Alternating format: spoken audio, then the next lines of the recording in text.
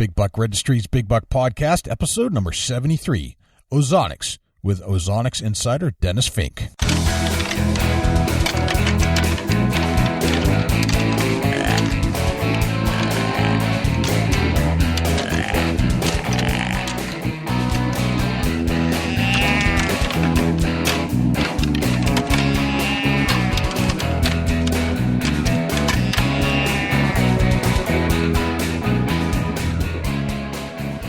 Big Buck Registry is a virtual museum of hunting stories. We preserve a piece of Americana by interviewing and recording hunters about their hunts and experiences from across the country.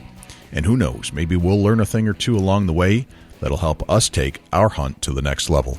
Hi, I'm Chris Bieber, Technical Director at Carbon Synergy, and I'm listening to my favorite podcast on iTunes, Big Buck Registry's Big Buck Podcast. Hello, Big Buck Registry fans. This is Allison Roberts-Onan from Go Girl Cosmetics and Scent Elimination Products.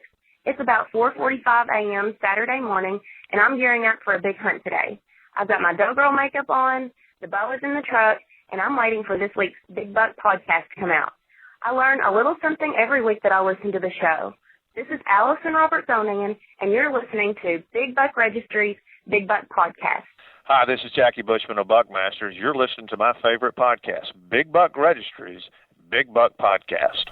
Welcome to the Big Buck Registry's Big Buck Podcast. This is your host, Jay Scott, and I am here also with the Buckeye of the mostest from Ohio, Dusty Phillip. What's happening, Dusty? Yo, yo, yo. It's Buck 30. Buck 30. It is Buck 30. Get your rear to the tree stand this morning. Time to get your buck on. Yeah, man. If you're not seeing the rut, it should be here by now. It's not quite here in New Hampshire, but it happens the same time every year, right around the 20th, plus or minus 5 to 10 days there. But boy, the activity is out there. The rubs and the scrapes and that feel, that utter cool, crisp, cold stuff is just here. And the deer tracks are going all over the place. They're just tearing it up. It's awesome. I'm seeing deer where I never see deer. Exactly. It's just that's the cool part about the rut kicking in. It's that variable that you just wait for every year where, it's not a patterning thing. It's now, are they going to show up in the spots where you hope that they show up this time of year, not routinely every year kind of thing. It's just one of them times a year that you could be in the woods and in a spot that you felt like was nothing before. Yeah. Could become the best spot in the woods now. Yep. So awesome. Just the best time of the year. It just it gives me that warm and fuzzy feeling. You know what I'm talking about? Oh, for sure. It's one of them times a year where the hunter that's not very experienced can luck into a monster buck. Exactly. Hey, do you remember the firearm or weapon you used to kill your first deer? Oh, yeah, absolutely. What was it? Crossbow. Gotcha. I asked that question on the Facebook page, and it seemed like everybody remembered that exact thing. Oh, yeah. Who wouldn't, right? Who doesn't forget that, right? Yeah, it's one of them things that's supposed to stick with you for, I forget a lot of stuff, but I can honestly say that I don't forget my hunts. I don't either. I can pretty much give you, sometimes they get a little fuzzy sometimes, like which one happened before the next, but I never forget the hunt itself. That's the cool part about whitetail hunting. Yep. And any other kind of hunting, it just sticks with you. One of them things that you'll go to the grave with your memories. Yeah. It's some of the best stuff you can ever fill your head with. And it's not just about, it's the whole experience. It's who you're with, the temperature that day, the terrain, what you wore, the firearm or weapon you carried, whether you're brother, aunt, sister, uncle, cousin was with you. All that stuff plays in, and you'll be able to describe in detail if you just took a minute to kind of get into that peaceful zone and extract it from your brain. You can lay it down minute by minute. I can't wait till my children are old enough to really put the bow in their hand and get in the woods with me. I can't either. It's just the best. And my kids are starting to do that, especially my son. My daughter, she could care less, but my son is engaged. He's just not quite big enough to handle the firearm. The stock isn't quite right. Even the kids' one's not quite perfect. So we're getting there. My middle daughter the other night, full moon here in Ohio, she goes outside and she said, "Dad, I need to talk to the moon." I said, "Let's go outside." We walk outside, Jay, and the first thing she asks the moon is, "Moon, do you think I'll be a great hunter?" Nice. That's when you know you're raising them right. Absolutely. That's fantastic. When your kids talk about hunting, it's just the best. So this time of year, with the bucks running around, do you care about smell still when they're just kind of acting nutty? Yeah, and yes and no. Right.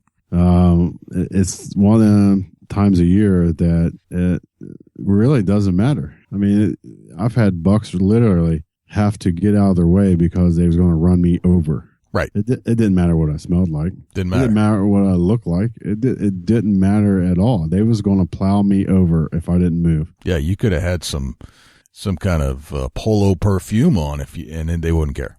You know, Absolutely. Slick back hair. You know, you could have had any cosmetic product that you would find in your bathroom when you're going out dancing, and they would have still showed up.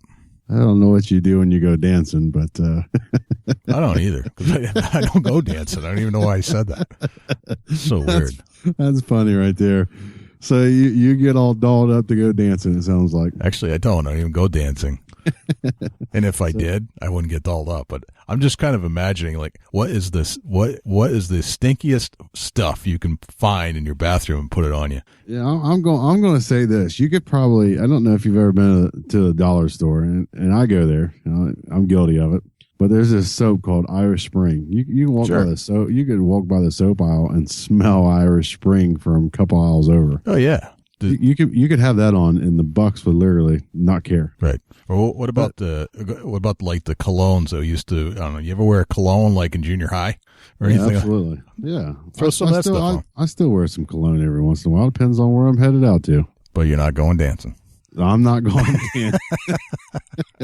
That's But awesome. yeah, it's but you know, I gotta say this: the does somewhat are still pretty alert this time of year. Right. You know, it's hard to beat a mature doe, in heat or not, with a buck chasing her through the woods. She's still got her nose in pretty good activation mode. So I think that you know, some kind of scent control is definitely necessary. Right. And I think our guest going to talk about one of the most unique scent control systems out there. It's kind of almost sci-fi because you can't see what it's doing. We're talking to Dennis Fink from OZONICS. This is one of the things where it's you know, it's science at its best. It's you know, when they talk about the inventor, you know, the person that come up with ozonics, Sure, having a doctorate, that, you know, Right. that takes it to the next level. And Dennis having the doctorate in science, that, you know, and with he knows the chemicals and the, you know, the research that it takes to make the ozone. ozone. Yeah, and ozone's kind of a fascinating chemical, where it loves to grab onto other particles, and as scent particles are being released, it'll grab onto it and just form a bond where it doesn't smell anymore. Basically makes it inert. Inert is something that doesn't smell like That's anything. crazy. That's crazy. Let's get on with the phone with Dennis and see what's going on at Ozonics. Yeah, let's break this down because our listeners were the ones that brought this up. I threw out the question, what do you want to know about the most? What's that one product on the market you want to know about the most right now? Everybody said Ozonic, so we went out and we found them. Let's get him on the line and find out more about Ozonics. All right, let's break it down. Dennis Fink, welcome to the Big Buck Registry's Big Buck Podcast. How are you, my friend? I'm great. How are you? I'm doing well. Man. What's going on in your neck of the woods these days? Well, just recovered from surgery, but other than that, life is great and business is good, so no complaints. Well, it's good. You sound strong and healthy. So, sounds like the surgery, you kind of kicked its butt and on to bigger and better things. Yeah, exactly. Excellent. So, Dennis, tonight we want to talk about ozonics. All right. And I've been getting a lot of questions about ozonics, people asking me what I thought, wanting to know if it works. Have I heard about it? All this kind of stuff. So I thought nothing better than to get somebody from Ozonics on the show and give us the full insight as to what in the heck this thing is. It's kind of shaken up the industry a little bit. People are talking about it.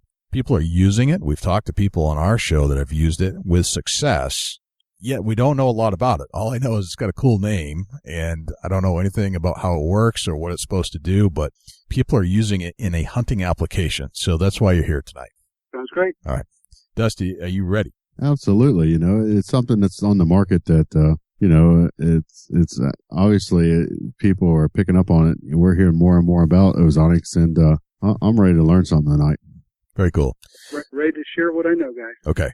All right. So, Dennis, tell us where you're at right now.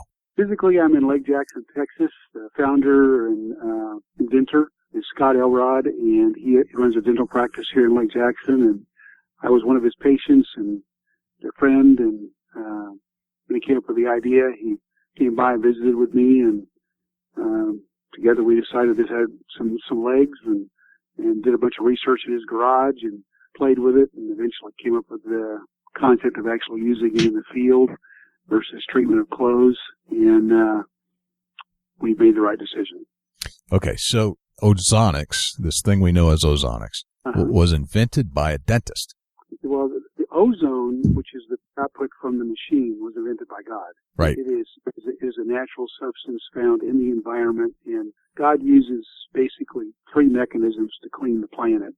One is fire, the other is water, and the other is ozone.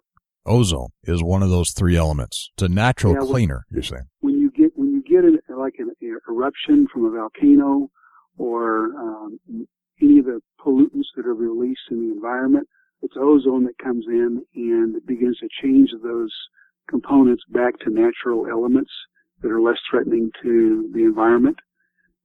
When the EPA was doing investigation back in the 60s and trying to figure out a way to measure pollutants in the environment, their ozone is always present because its job is to clean up those pollutants. And so they made it the measurement by which they determine how much pollution is in the air, and that's why you have what's called ozone alerts. It's not ozone itself that is the actual pollutant, it is the things that surround it that are, but it's a way for them to measure.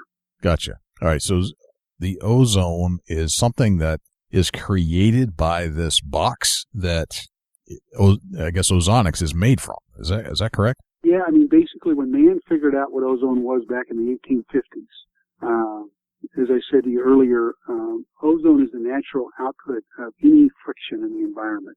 So when rain falls, when you get an eruption, when you get a lightning strike, when you get anything that creates friction in the environment, ozone is created. And all we do in the machine is create some friction. Interesting. All right. So we pull air into the into the unit, and the friction in the inside the unit causes some of the oxygen that's in the air. Oxygen is about 18% of air. It causes some of those oxygen to split, and so you got some free oxygen molecules roaming around. And one of the things they have an affinity for is other oxygen molecules, and so you wind up with O2 being oxygen. The individual oxygen atom bonds to that O2 and makes an O3 molecule, and that's ozone. And then the half-life of ozone is very short. That third molecule cannot wait to find something to react with. And it'll react with pollen, it'll react with dust, it'll react with your clothing, it'll react with anything it contacts, and fortunately will also react with human odor or other odors in the environment. Gotcha. Ozone has been used since the 1850s to mitigate fire smoke inside homes, mold remediation, bunch of different applications. It actually is used to clean water. There's a bunch of things it's used for. We just took that technology and applied it to hunting. So how did they start using ozone in the 1850s? How did they even know it existed? Well, they discovered it. That's when it was discovered by a scientist in the 1850s. And then it took them a little while to figure out how to use it. But it became industrially applicable as early as the 1890s, but it really started taking off in the 1930s and 40s. And they used it to clean out fire-ridden places that had gone through a destruction or something like that? Any place where there's odor. Interesting. Okay, so you have oxygen. It runs through the machine. It goes through some kind of a friction device, which I assume is like patented and very unique. It's just a simple coil that we pass a current through. Okay. Basically creating lightning in a box. Lightning in a box. Interesting. And lightning, I mean, this sounds like sci-fi to me. Dusty, do you agree with this? Yeah, absolutely. This is crazy. All right, but this is what science is all about. You experience when a lightning strikes nearby, you get that fresh smell. Right. You're smelling ozone. Now that you know what I just told you, if you'll look at a lightning bolt, sometimes they stand out pretty stark in the environment. Look at the edges of it, and you'll see they're kind of a bluish purple. That's ozone being created. Okay.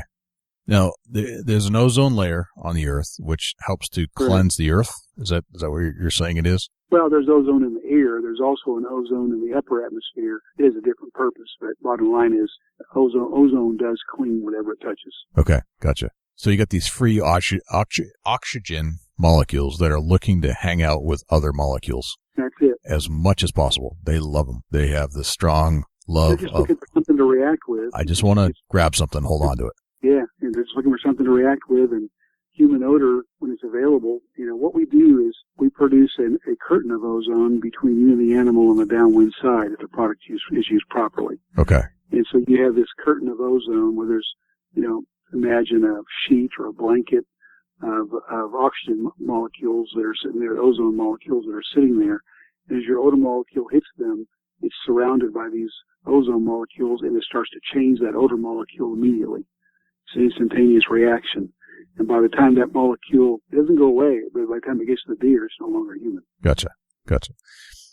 Talk to me about some product development here. How long did it take to develop this whole system? We started testing in 2005 and came up with our first product in 2008. Wow. So you put 3 years into research and development just to get this thing right. That's correct. And even then we didn't get it right the first time. It took the second time to get it right. Right. I would imagine it took a few tries. And the dentist is a doctor, I assume. That's correct. And he had this idea one day that this would be good for hunting. Is he a hunter himself? Yeah, he's a hunter, but he uses ozone in his practice for a variety of purposes. Ozone is also as a cleansing agent, can be used to sanitize things. And obviously in the dental office, you got lots of things you want to sanitize. And he was working on a patient one day, and she had a bleeding condition, and so he was having to cauterize tissue to stop the bleeding. And burning flesh is not something that patients or assistants like to smell, and it was causing them discomfort. And basically they were retching. So that much the human odor, the flesh, burning flesh that was being produced. Sure. And so Scott said, well, why don't you go get the ozone needle and see if it'll help? Because they used it in the evenings to treat the office environment to mitigate dental smells that you get in a medical office. Right. And anyway, so the lady went and got it and turned it on, and within a minute or two, basically the odor went away, and then the smoke started going away. And Scott said, And so he would finish his patient, and that home when he was driving home. The night when he was driving home from work, he kind of hit himself in the forehead and said, "I wonder if." He been hunting all of his life, getting busted, and right. He made the connection. So this was actually a device he had in his dental practice. Yeah. There are, as I said, ozonators have been around since the late 1800s, early 1900s. So it's not something that the technology is pretty well understood in how to make ozone. The issue is how do you apply it. Right. And that's where Scott's original invention was in the idea of how to apply it in the field. Interesting. So when you're using this device, I mean, it's a fairly large contraption by the looks of it. What is it, like, I don't know, 8 or 9 inches wide and 3 or 4 inches? 7 by 5 by 3. 7 by 5 by 3. Okay. So you got to haul this out into the woods with you. And where do you place this thing? Where's the best optimal place to place it? Next to you, below you, on top of you? You're using it in a blind. Okay. In a tree, it's harder to treat odor in a tree because your entire body is a wick to the wind. Yep. And so the issue is you want to mount the unit above head level, not necessarily overhead, but just above head level on the downwind side of your body, and angle it down so that you're forcing the distribution of the ozone to go towards the ground. And then what that does is allows you to create this curtain between you and the animal.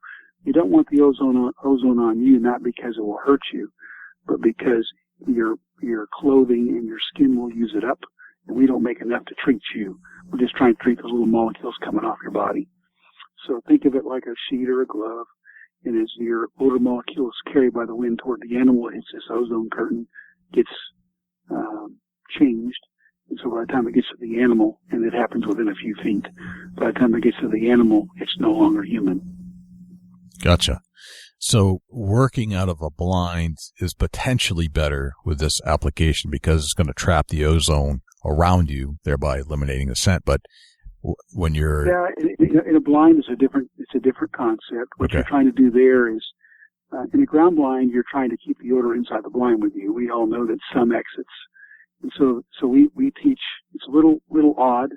We actually teach to crack it down a window so that you actually know how the wind is going to leave the blind. You know where it's going to leave. Okay. You create a chimney, basically.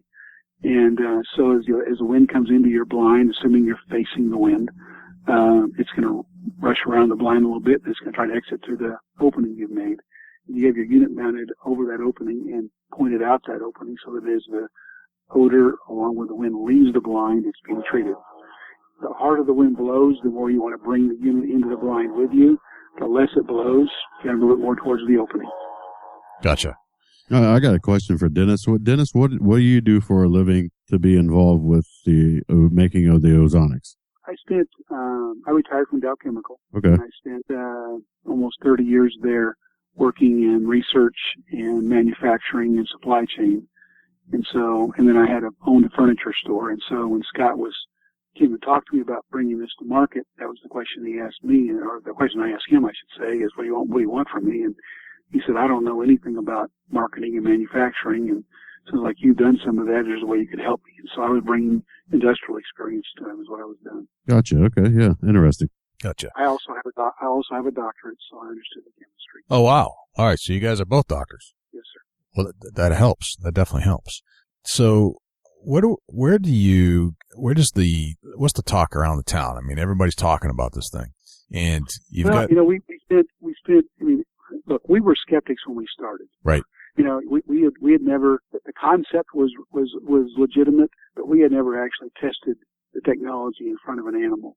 And so in January of 2007, we went down to Uvalde with some units that we had manufactured specifically for us, and set up about 6 to 7 brush blinds. So we would actually have our bodies exposed to the breeze, but obviously the brush was intended to camouflage us from the animals.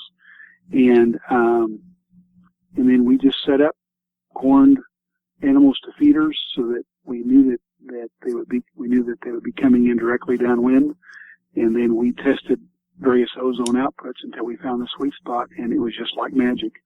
We had pigs, we had bobtail cats, we had coyotes, we had deer, we had a variety of different animals that came in at various times in a downwind situation, and depending on the amount of ozone we had output, the animals did not discover us. So we knew we had something there. And then the question became, what were we going to produce and what were we going to go to market with? As we built what's called the HR100, a little black box. Unfortunately, it took a lead acid battery that weighed 5 pounds, and it was just too big and too bulky. But it did prove to a small subset of people that purchased it that the technology worked. And so we came out in 2010 with the current HR200, and we've had great success ever since. We've grown it, very, very positive rates every year. Gotcha.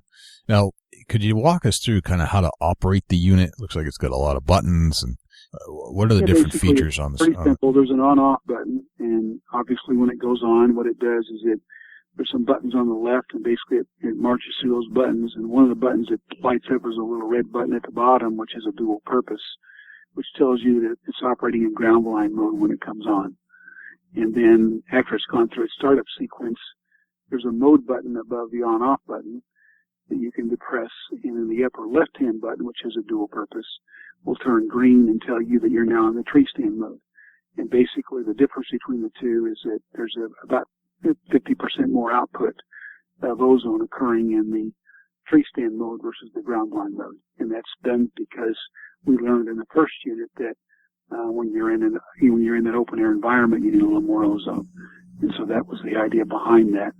Now the buttons on the left basically have, I said, dual purpose. The bottom button tells you that it's in ground blind mode. The upper button tells you it's in tree stand mode. And then there are 4 buttons that tell you the status of your battery. So basically 100%, 75, 50, and 25, and 0. Gotcha. How long does the battery last? It depends on the battery you have. The unit comes with a standard battery that gives you 4 hours in tree stand mode and 5 hours in ground blind mode. And then we produce a accessory battery for hunters that like to hunt all day, which has twice that capability. Gotcha. Very interesting. So, all right. So here's the big question. what does it cost if I wanted to buy one of these things? The unit retails at $399. Okay. An extra battery will cost you either $80, $79.99 for the standard battery, or $119 for the XL battery. And there is obviously some cost to the unit. If you go online, you'll find that to build a ozone generator with the output that our unit puts out is going to cost you between $400 and $600 at a minimum. And those units are using an extension cord. Our unit is using a battery, which increases the cost by about a third. So we've taken a hit on the wholesale side in order to build the business, and we realize it's not an inexpensive item. So we offer 100% money back guarantee for units purchased in the same year. So you can buy one January 1st of a given year and use it until December 31st. And if you decide it's not for you, we'll give you your money back. Interesting. That's a heck of a promise, really. We have less than 0.5% return for all reasons. Interesting. Money back guarantee. So it's not something we're worried about. People buy the product, use it, they're going to keep it. Wow. All right, let's get into some hunts. You said that you had a few different hunting stories.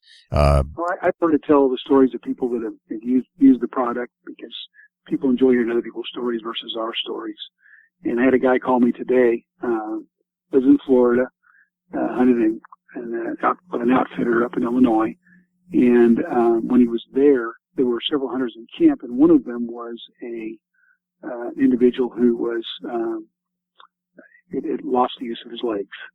And so obviously he was hunting in a wheelchair, which also limited his ability to clean himself the way most hunters have cleaned themselves in the past. And so he had an odor issue that he just could not get rid of because of the issues he dealt with because of his disability.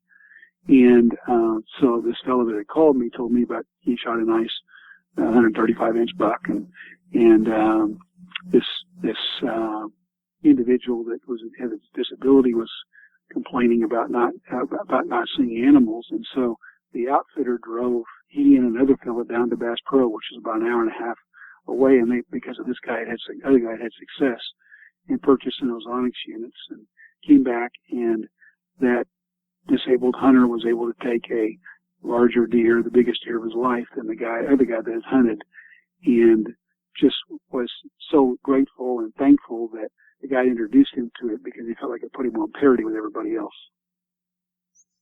Gotcha. That's an awesome story. It's amazing. Well, it's one we hear often. I mean, we had a guy that purchased our original unit back in 2008 and has hunted with the unit ever since, and he sent me a text this year that for the sixth successive year he shot a purple young buck. And he said in 5 of those 6 cases they were directly downwind. He said, "You guys have built a product that I will never ever hunt without." Holy smokes. That's crazy. It's you can't see it. I mean, you can't see ozone, so you can't really tell. You can smell it, which is if you point it at you, and so that's the only evidence that it's there. So you can smell the stuff when it comes out of the unit. You can smell ozone, yeah. Okay. And so that's your evidence that it's actually being produced. A lot of people ask us, do deer smell the ozone? And the answer is the ozone's gone within 15 or 20 feet. Okay. It's back to being. That's why I said it reacts very quickly with anything that it touches. And the other side of it is that deer smell ozone all the time. When it rains, when lightning strikes, whatever, ozone is not an unnatural substance to them. Okay. So it's a naturally recurring substance. It's looking for other scent particles to jump on top of and reduce it and neutralize it so it doesn't smell anymore. And it's just it's not that what's the word, selective. Right. It will react with anything it touches. Gotcha. Pollen, the leaves on the trees, the bark on the tree, anything it touches it's going to react with. So that's why we teach you to leave it, to position it so that it's in the air between you and the animal, so that it's hopefully there's as much ozone as possible available to react with your odors that leave your body. Gotcha. So animals don't smell or they can smell it, but they don't care, or it neutralizes pretty much so fast by the time it gets to that. Yeah, if they're within 15, unless they're within 15 or 20 feet. Okay. They're not going to smell anything. Gotcha. Is ozone safe to be around? Yeah, I mean, the Environmental Protection agency has limits on the amount of ozone that can be breathed in an 8-hour period. Ozone is like so many substances that we deal with every day, from gasoline to water. I mean, we drink water, but when you dip your head in the water, submerge your head in water for 2 or 3 minutes, and you're going to have too much water. So it's a concentration issue. And I'm going to get real techie with you, and I hate to do that. No, that's all right. It's basically the EPA and NIOSH and OSHA teach that you can breathe 0.075 parts per million or more ozone, 0.08 some of them, for an 8-hour period. We don't produce that much, and in an outdoor environment, you're never going to breathe that much.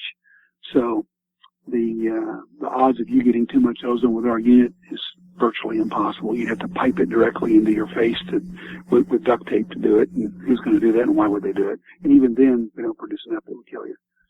Now, can ozone kill you? Yes. At 5.0 parts per million, it can, and we're not anywhere near that. Okay. We're not even within 1,000 parts of that. So your machine cannot produce a lethal dose of ozone. That is correct. Okay. What kind of smells can it neutralize? Can it neutralize gasoline? Yeah, good question.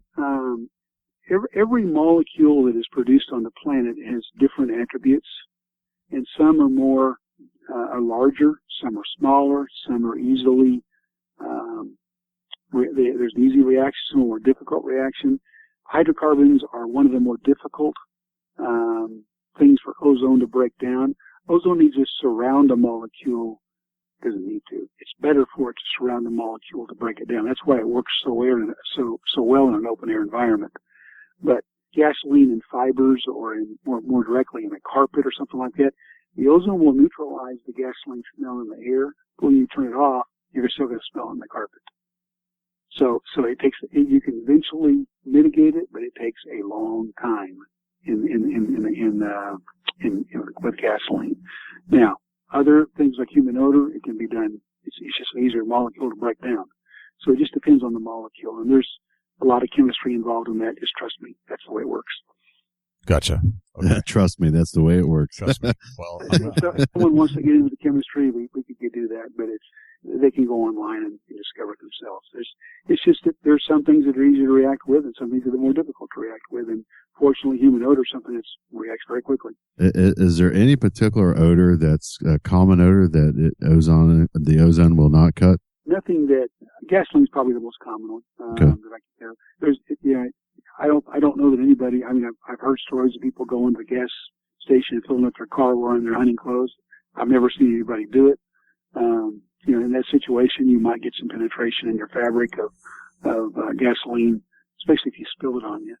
But even in that situation, I think that there's a small amount that if you position the unit correctly, as the odor comes off the clothing, as it volatilizes, the ozone would probably take care of it, depending on the concentration again.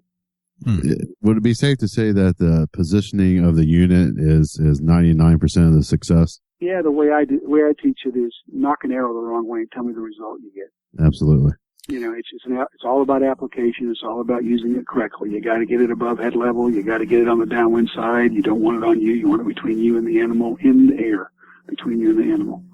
And that's where it's going to have its most effectiveness. Yes. Gotcha. All right. So let's talk about clothing a little bit. How can you, as a hunter, use ozonics to neutralize scents on your clothes? And if you do, will it last if there are scents already there? We actually, when we first started looking at this, obviously the industry was focused on clothing as a way to mitigate odor. And Scott, being a hunter, that was his mindset was in the beginning. And so we spent a considerable time, over a year and a half. We feel like in some ways we wasted effort, but we learned a ton on using ozone to mitigate odor in fabric. And you can definitely do it, and I could give you a ton of people that are using our technology right now to pre-treat their clothes before they go hunting. And there's a couple of ways you can do it. The best way is to hang it in a small closet, put the unit above the clothing, because ozone is heavier than air and will tend to fall. Treat your garments inside out for 15 to 20 minutes. Reverse them, do the same thing, and have your scent-free bag at the bottom, and just drop your garments directly into the bag. And until you begin to contaminate it with odor again, those garments are going to be fresh and clean. ozone will remove any odors that are there. Once you begin to sweat into a garment, obviously it's going to eventually permeate, and eventually it's going to start volatilizing and be released to the environment. And that's why we teach you to use the unit in the field.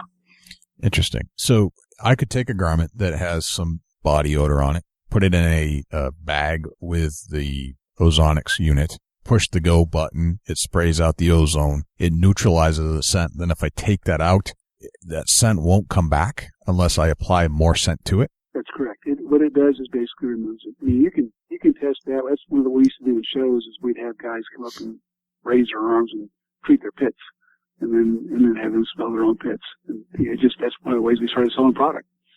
Interesting. So it's like indefinite unless you apply more scent to it. Yeah, it's basically neutralized until you gum it up again. Okay. Use this common term. Interesting. If you're using a thermocell, which is supposed to eradicate or kill off or move the mosquitoes out of your zone, and you're using both, will it destroy the effectiveness of a thermocell? Well, in an open air environment like a tree stand, you want the thermocell upwind and you want the ozone unit downwind. So what it's going to do is the thermocell effectiveness is going to come at you first. The ozone should never touch your body, so there's no issue there. In a ground blind, you need to make sure that you have the unit closer to the exit of the window so that you're not putting a lot of ozone into the blind, because it will begin to mitigate it at some point if it actually has a chance to react with it. So that's the way to manage it. Okay. Is there any maintenance required for this stuff? Not really. At the end of the year, you need to charge your battery up to full and discharge it down to 50%. Keep the batteries in a cool, dry environment, preferably in a Ziploc bag so there's not moisture getting to it. Do the same thing with your unit. And if you just do that every year, you should be in good shape. Obviously, a high humidity environment is not good for electronics, no matter where you are. Gotcha. Is the ozonics units waterproof? No, it's not. It's water resistant in the sense that we design the unit so it has a hood on it, so that if it starts to rain, it will shed water. In a good rain, you don't need the unit because you're essentially being driven to the ground by the rain. In a misty type rain situation, you're going to have to use your common sense. If you bring moisture into the unit, when the fan is obviously sucking and bringing air into the unit, if you bring moisture into the unit, it will begin to pop when it hits that electronic coil, and you're going to turn the unit off. So you just have to use common sense. If you get the coil wet, you need to make sure it's dry before you turn the unit back on. So it's rain. Put in something or get it rained on or something. You have to make sure you do that. Right. So if it's raining, the ozonics unit is out. Yeah, I wouldn't use it in a rainy situation. It's really, as I said, if the rain is falling hard enough that in most situations it's driving your odors around anyway. If it's a light rain, use the unit till it begins to pop. Gotcha. What about really super cold environments? It'll affect the battery, but not the unit. Okay. It has nothing. Cold weather. Cold does not affect the output of the unit at all. It will affect the life of the battery, reducing it anywhere from 10 to 25%, depending on how cold it is. Where you're going to see the unit being affected is a high humidity environment. The higher the humidity, like you get in Florida or South Texas where we are, if it gets a really foggy day, there's that much humidity in the environment, then it can begin to cause that popping sensation I was telling you about. Or it can reduce a little bit of the ozone output because ozone will react with water. And so if there's enough moisture in the air, it will affect it that way. But in most situations, you're going to be fine. Gotcha. Okay. What else can you do with ozonics? It sounds to me that, you can use this in a dental office to remove the smell of burning flesh, and you can use it in your tree stand. Would the wife like it for smells in the house? Women use it for, the most common thing is a diaper bucket. There you go. That's a big one. It'll knock the snot out of odor in diaper buckets. The other thing it's used for, like in fish fries or cooking. Yeah. You can clean the kitchen, nothing flat. Matter of fact, if you have dogs in your house, you can run the unit turn your AC on fan only, and put the unit in front of your air return and run it for 15 to 30 minutes, and you'll clean the entire house of dog smell. Wow. Really? So you could kind of go through and freshen up for a party or whatever, or a frat house after a night of beer drinking, right? Yeah, I'm not going to go there, but yeah, I understand. My wife and I use it all the time for that. I'm just thinking outside the box. I mean, there are so many applications where just scent is just kind of out of control, and you could like seriously neutralize this stuff for a long time. What about cat litter? I'm sorry, say it again. Cat litter, like a cat litter box. Any place that one of the great tests for the product, and this is gross, is to take feces and you put the unit pointed directly at the feces, and after a minute to 3 minutes, depending on the concentration of the ozone and the amount of feces, you can literally put your nose right next to it. You don't smell it. Interesting. You literally react with the surface. It's an interesting test there. You get rid of the odor. But if you stir it, it doesn't penetrate. It just treats the surface. Coats it. As the stuff comes out of the machine, does it have like a feel to it? Does it have like a wet cloud? Other than the smell, you don't know it's there. You can't feel it, you can't see it, but you can smell it. That's it. That's right.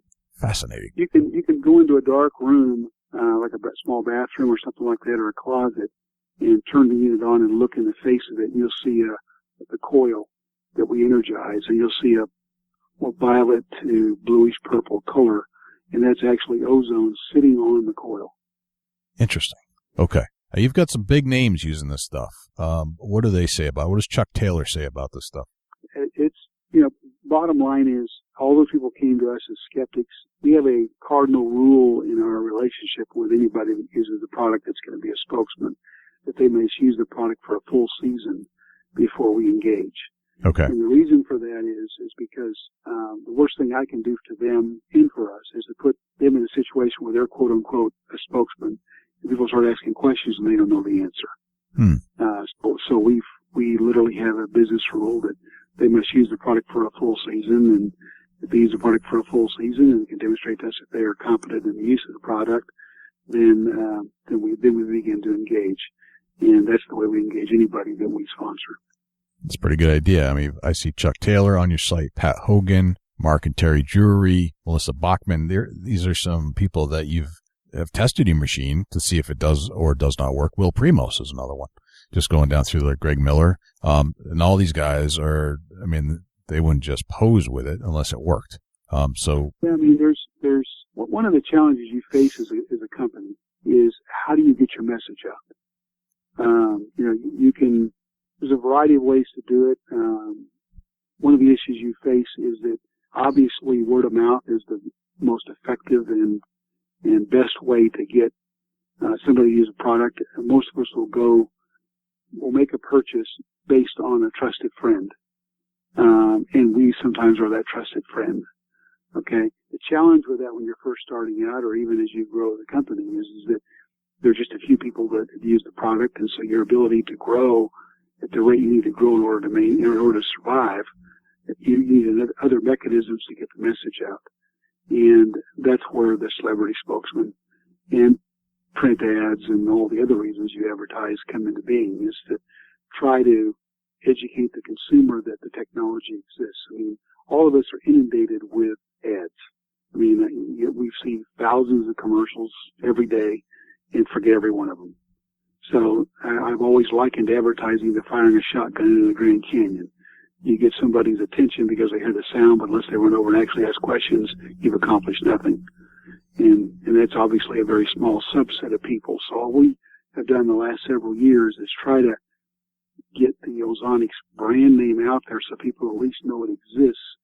So when that trusted friend comes by and says, oh, by the way, I bought a unit and I use it and it works, or I met somebody that used the product and they said it worked, whatever their message is, now the person begins to listen because they've heard the name before.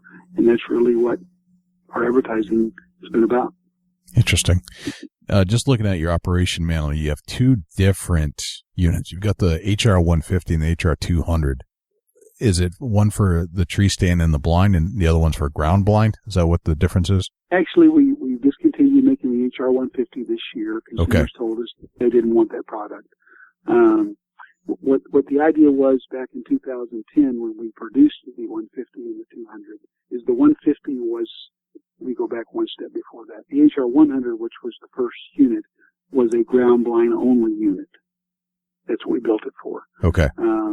And the consumers immediately began taking it into a tree, even though it weighed 5 pounds plus, and trying to use it in a tree. And so they taught us we needed to make a tree stand unit also. And one of their strong inputs, some trusted people that we had using the product, was that they needed more output in a tree. So we came out with the 150 and the 200 in 2010. The 150 was designed to replace the HR100, and the 200 with its two modes was basically it had the 150 mode plus the tree stand mode. And the first year we did about 90% HR200s, 10% HR150s, and eventually got to the point where we weren't even selling any HR150s. So people told us they would prefer to have the HR200. Gotcha. All right. So you discontinued the smaller unit.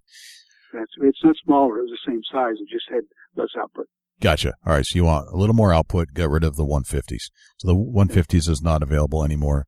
What other in the field stories can you tell us about people that have used this product? We have on our website, we have several of our celebrities that are giving their aha moments, the moment when they figured out that ozonics worked. And I've heard literally hundreds of stories from people. The most common statement I get from customers that call in wanting to tell their story was, "You're not going to believe what just happened to me." And then they go off to tell their particular story about how the product worked for them. Gotcha. There's been some really sweet stories. I had a guy that called me in the last couple of days who has a 10-year-old daughter that he's trying to introduce to hunting. And she got bored because it took so long to see an animal, and then they would come in, bust, and they would leave. And he said, they were hunting in a ground blind together using a single unit, and he said, what ozonics has changed for me is she's now seeing enough animals to keep her interest, and she's getting excited, and this year she took her first doe. So it begins to establish opportunities for the consumer that helps them to, obviously engage their family, but also to see more animals, and that's what we're all about, right? Right. That's cool. That's very cool. What's the biggest buck shot year to date with this stuff? 238 in Canada. 238 in Canada. And what was the setup with that particular situation? Ground blind. Okay. Very interesting. What would you say to the skeptics out there? Try it. 100% money back guarantee. You don't like it, we'll give you your money back. It's hard to beat. It's just that simple. Right. We found that removed most of the objections. What's happening to us now for the first several years from 2010 through even last year, people will go online and attack us or characterize us in certain ways. And if there was going to be a response, it was generally going to come from us or someone that we had either paid or, and I don't mean that we paid them to respond to that, but they were a celebrity. Or if some of our users were beginning to step in and make responses. We've got, tens of thousands of views in the field now. We don't have to respond anymore. Our customers are jumping in and saying either you haven't used the product or you don't understand it because it works. Okay. And the issue of does it work is over. Okay. I mean, the science is golden. I mean, I need to explain to you that the issue is not does it work. It never has been does it work. Because we had a situation on our website. We direct people to a FBI test that was done with trained animals in a New York subway using our original unit, where the animals could not find contraband that they were trying to find because the ozone had covered up the odor. Really? Field and Stream did an article on it earlier this year in the July issue, where they took a human being and put him into I think there were 12 or so cardboard boxes in the field, and they would put this person in one of the boxes, and they had a trained animal that was to find the human. And they tried it using sprays and carbon suiting and an ozonics unit, and the time to find the human was very, very short in the first two, and took them almost a minute to find the human using ozonics unit. And I will tell you that if they had used the technology as we teach it, it would have been longer than that. So I mean, bottom line is, does it work is over. It's just a done deal. It works. The issue is, do you use it correctly? It's like arguing, does a compound bow work? Right. Okay. That kind of tells a tale right there. That's very cool. So how do we find Ozonics if we want to buy one? Do you sell it directly, or do you have it at different stores? How do you go and buy one if you want to? We have pretty good distribution. Cabela's, Bass Pro, Gander Mountain, Shields, Dick's, Academy, No Sleep Farm. There's pretty good distribution among the major retailers in the hunting industry. The person who wants to find the product, they can find it from a local retailer. A lot of bow shops. I mean, it's just, we as I said, we have pretty good distribution now across the country and even into Canada and South Africa. We do sell online ourselves, so they should have no trouble finding the product if they want to find it. Gotcha. All right. And just to kind of solidify that the company is going to be behind us for a while if we get into buying these things, that, we're not going to buy a unit and the company's going to disappear. How strong is the company, and where do you want to take it? We've grown 25 to 50% every year we've been in business. Actually, a couple of years more than that. And we want to grow this thing to be to use my partner's words, to be one of the leading brands in the industry. Is there any other competition out there besides you, or are you the only player in town? We're the only player on this particular technology because we have patent protection, and we've had to enforce that patent a couple of times. Interesting. And success doing it. So you got some people kind of infringing there? People testing. And, Gotcha. We educated them via our attorneys that the technology was ours to utilize until the patents run out, and we were successful doing that. Gotcha. Very successful. Dust, do you have any questions for Dennis? Dennis, I think you fulfilled what we need to know about the Ozonics. I don't, Jay, and I'm really interested in picking up a unit now and giving it a try for myself. Yeah, it is one of those things that you're just like, it's so like Star Trek, sci-fi out there that you're like, I don't know if I really believe in this stuff, but I think, Dennis, you kind of painted the picture of what it is and taken away a lot of those misconceptions that might be out there, that this thing actually does work. And it's hard to, trust something that you can't see, but it's real. It's a real thing. And chemistry is very much that way. You can't see it in action, but the results as you use it will tell whether or not you've done a good job with this unit. We're starting to have some fun things happen, like people are starting to report that one of the challenges you have when you're hunting blinds or trees is that when the deer discover that you're there, they either don't come back, or the first thing they do when they walk in the field is look directly at the tree or directly at the blind and test it. And we're starting to hear people tell us that by using the technology, they can hunt a location much, much longer, even all season, without animals detecting them. The other thing that's happening is that the ability to get in and out. You can use the technology to get in and out. I mean, obviously you got to hold the unit above your head while you're walking in, but you can use it for that purpose and just get on the downwind side, and it removes the potential for being caught or being busted and pushing the animals out. There's a lot of ways the technology can be used, and obviously we're working on improving ways to deliver it over in the years ahead. But it's been a fun ride, and we learn, and the consumers continue to learn, and they offer suggestions, and we learn from that. And our goal is to provide a technology that the consumer can go into the field and hunt an animal in where they need to do it to defeat the animal's nose. And we're going to focus on that and like a lightning bolt to the ground, and do the best we can at delivering that kind of technology. Gotcha. Very nice, Dennis. And my final question is, where can we find more information about Ozonics? We being me, Dusty, the Big Buck Registry community, which is 125,000 strong, and all the listeners that listen to the show.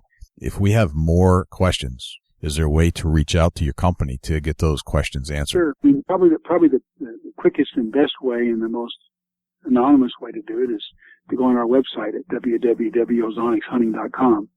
And we have a frequently asked questions section there that the users can read through and and get guidance.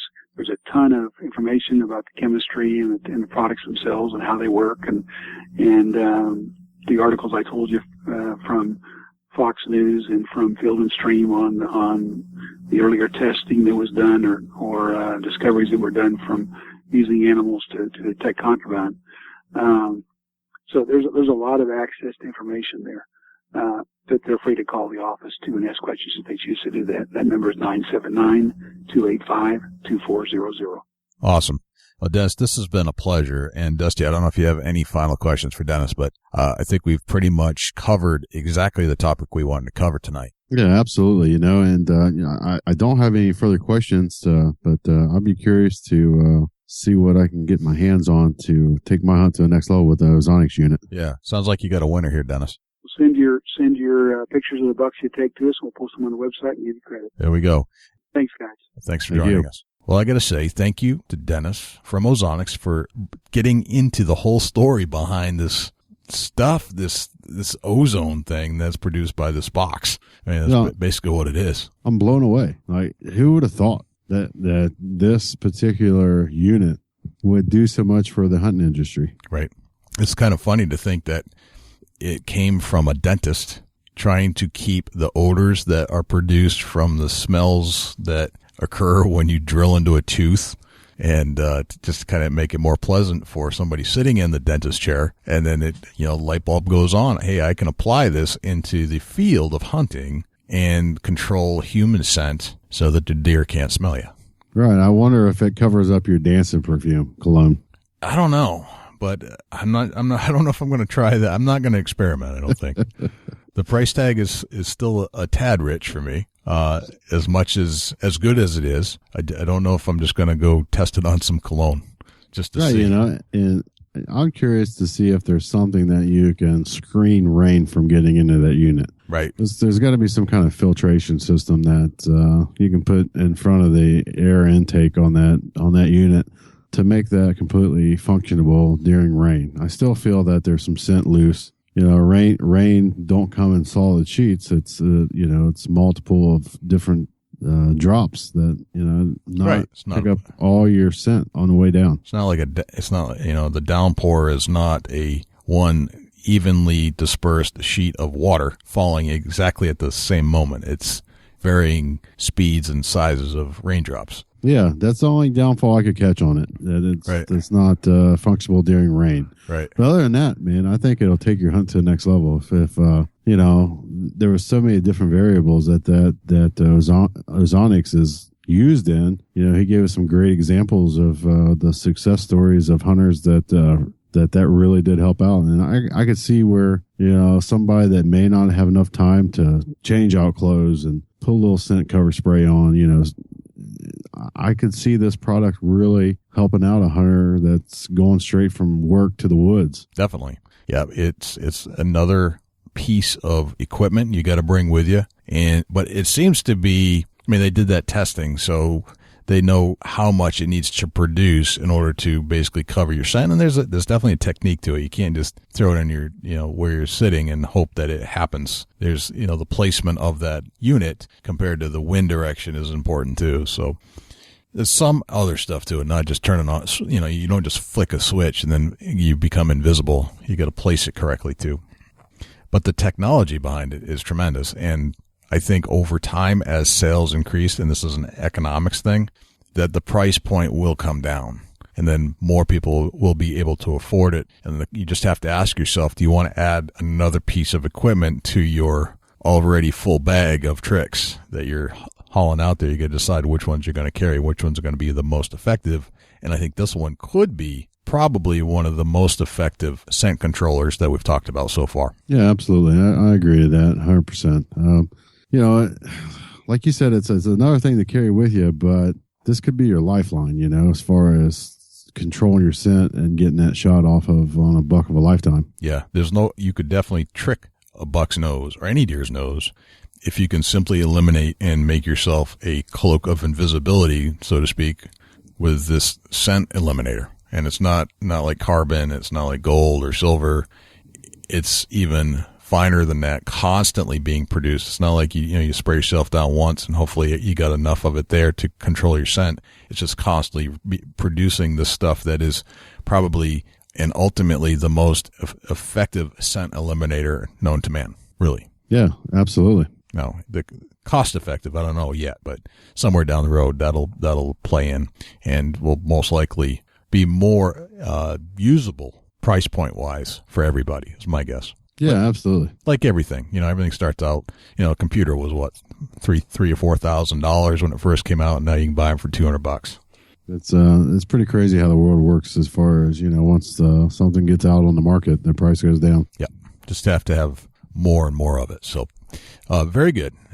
Thanks to Dennis again from Ozonics for teaching us what that's all about, and hopefully that shed some light on those questions you had about the product, because everybody's been hearing about it. Everybody's been kind of seeing it on TV and see these celebrities holding this box, and now we know. Now we know absolutely. the rest of the story. Thanks for joining us, Dennis. Yeah, thanks, Dennis. So, Dusty, do we have a Chubby Tines tip of the week this week? Well, absolutely. We're going to have a Chubby Tines tip of the week every week. Oh, good. I'm excited about that because I learn something from you every week, and I'm not joking. Yeah, awesome. I hope everybody learns. That's why we're here, to learn and get educated about going to the woods, for sure. And you know how I like to bust on you, but I actually do learn from you every single week. My tip of the week is, if you got a veteran hunter in the family and he's known for shooting mature bucks or nicer bucks, and pretty consistent every year, don't hesitate to ask.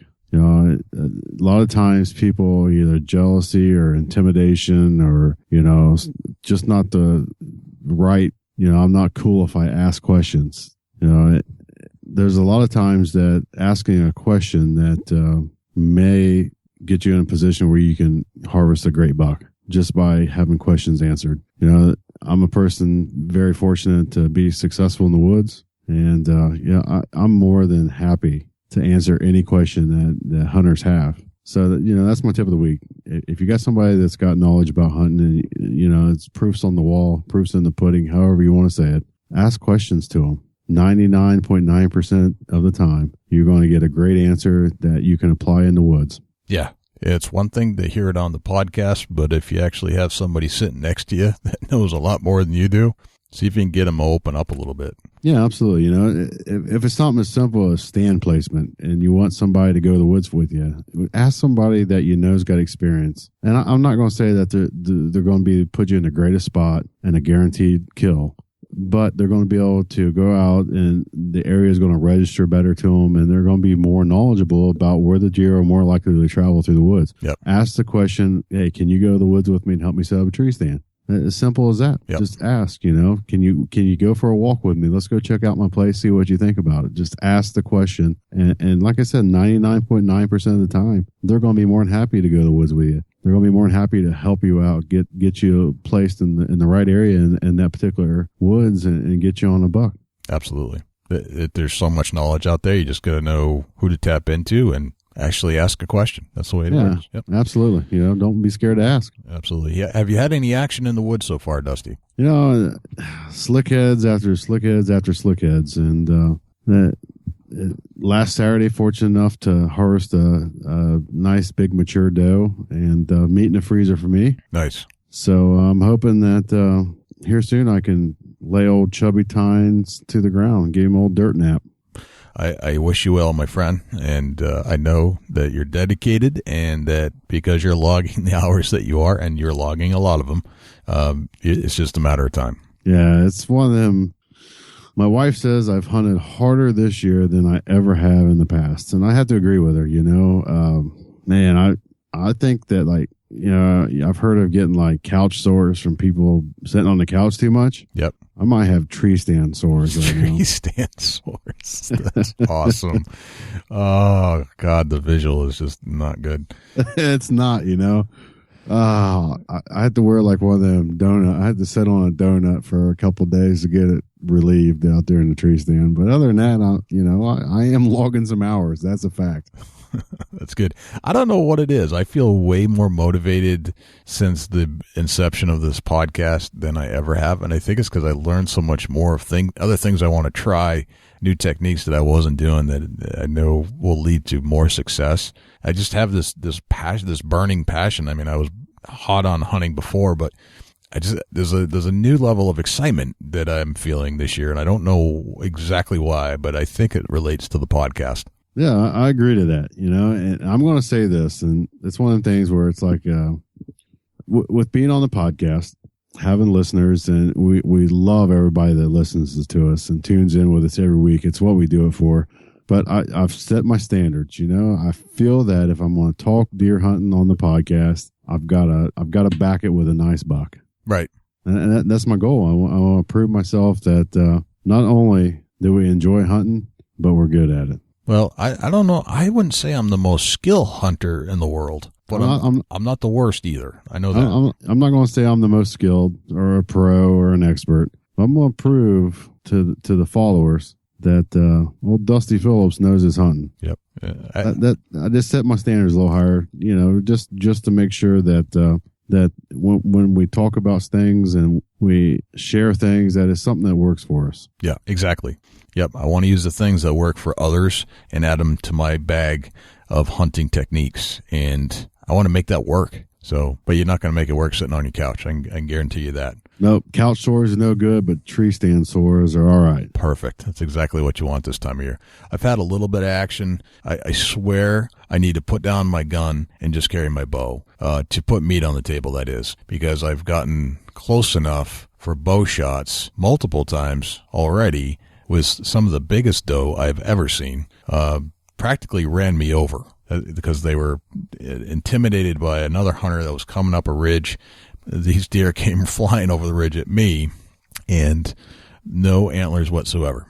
But if I had my bow, I would have had some meat in the freezer. That's it's one of the things where, regardless of what you're carrying, that opportunity will always be present. I don't know why. It seems that if I go ahead and shoot a doe, weeks after, there's doe after doe after doe after doe right in front of me. Right. It's just one of the things where it's like they know your doe tag's filled. It's a good point. It's like just karma. It's the hunting karma of the woods. Oh, it's unbelievable. Yeah. It's one of the things where I can go for, 3 to 4 days and not see a deer. Then I shoot a doe on Saturday morning. The following day, I've got like 8 does in front of me. Yep. They're like just, lounging around like they're at the social bar having a beverage. It's true. Lounging. Yep. Any other day, they either run through, they was just out of range, wouldn't see them at all. They'd be 300 yards out crossing the field. But after I shoot that doe, I've got them right in front of me all day, every day. Yep. I do want to put some meat in the freezer, so I do intend to take one with my bow, buck or doe. I'm hoping for a doe, and then I'm going to focus more on the larger bucks after that. I really don't. One thing I'm not real keen on is taking an immature buck. I'm seeing, I see pictures from other people that are taking 1-year-olds, 2-year-olds, 3-year-olds, and I want that 4-year-old plus deer. Right, I agree to that. Yeah, so that's my goal this year. Absolutely. Oh man, I think that's a wrap. I think we've got our scent covered. We got all the knowledge and covered about the scent with OZONICS and Dennis. And thanks again. Any parting words, Dusty? Hunt hard, hunt safe, and keep it in the kill zone. I like it. I like the safety part of that.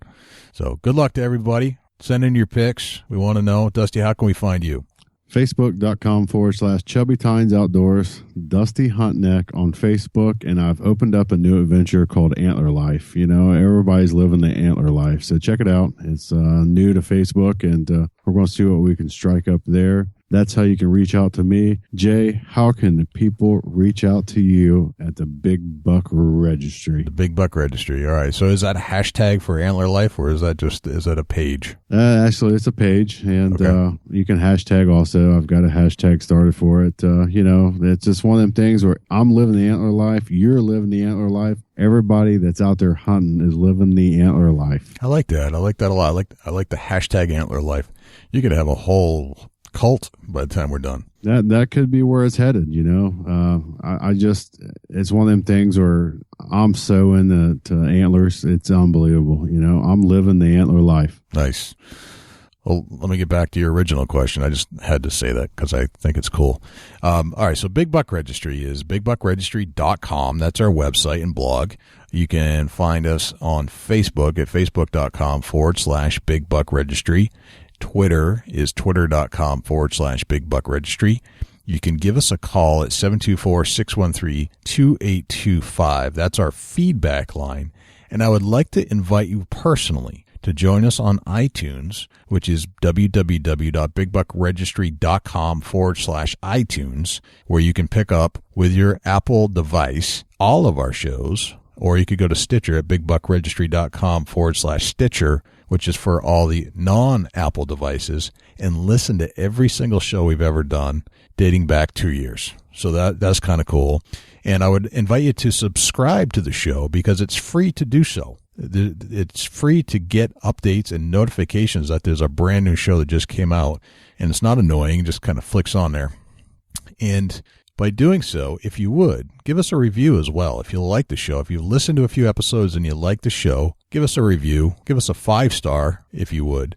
If you don't think it's worthy of a 5-star, hey, that's all right. We understand. We'll accept that because we're always looking for improvement here. And if you would like to share a picture of a deer that you shot, please send it to www.bigbuckregistry.com/mybuck. You'll find all the instructions there, a couple of different options to get the pictures sent in. And if you are an outdoor outfit, a hunting group, a hunting outfitter, you're starting a hunting page, you love hunting, you just started a Facebook page, and you want to get a little bit of more recognition for your page and tap into 130,000 fans and followers on the Big Buck Registry on Facebook, just go to www.bigbuckregistry.com/S4S, and we'll check it out. And if it meets our criteria, we'll share you on our page too. I got to breathe, man. and if you know how to dance, or if you wear cologne dancing, go get some Ozonics, because then you don't even have to take the cologne off. You don't have to take a shower. Just go get an Ozonic box and you're good to go. You can go dancing on a Friday night like Jay does and get up and hit the tree stand in the morning with the Ozonics. Or better yet, you can go dancing in the morning, don't even take a shower, and then go right to your stand. Flat out. Doesn't even matter with Ozonics. Now that's something there. Some pretty powerful stuff, actually. I mean, I guess if you can kill the scent and that's coming from burnt teeth, you ever drill a hole into an antler? Yeah, it's the most. It stinks. Oh, man. And wow. That's where this technology was developed, was for drilling holes in teeth, which is like drilling holes in antlers. It's the same smell, and that was created to control that smell. So if it can control that smell, it can control any smell. Absolutely. I agree to that. Absolutely. Yep. I'm Jay Scott. And I'm Dusty Phillips. And this is the Big Buck Registry's Big Buck Podcast. See you next week. As long as he's not dancing. Can't wait.